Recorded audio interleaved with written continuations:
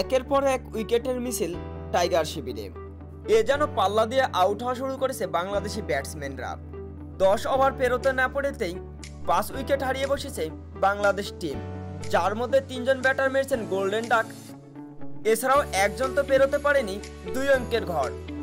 ইন্ডিয়ার বিপক্ষে টসে হেরে প্রথমে ব্যাটিং করতে নেমে প্রথম ওভারেই স্বামীর আঘাত, গোল্ডেন ডাক মেরে ফিরে যান সৌম্য সরকার। দ্বিতীয় ওভারে আবার হর্ষিত রানা কোনো রান না করে মাত্র 2 বলে সাজঘরের পথ ধরে ক্যাপ্টেন নাজমুল হোসেন শান্ত। এরপরে তৃতীয় ওভারে আরও 1 উইকেটের পতন। 26 রানের মাথায় মাত্র 5 রান করে প্যাভিলিয়নের পথ ধরে অলরাউন্ডার মেহেদী হাসান মিরাজ।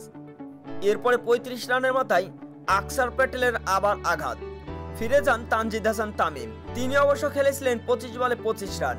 এর পরের বলে আবার গোল্ডেন ডাক মেরে ফিরে যান মুশফিকুর রহিম। মাত্র 35 রানে 5 উইকেট হারিয়ে বিপাকে বাংলাদেশ টাইগাররা।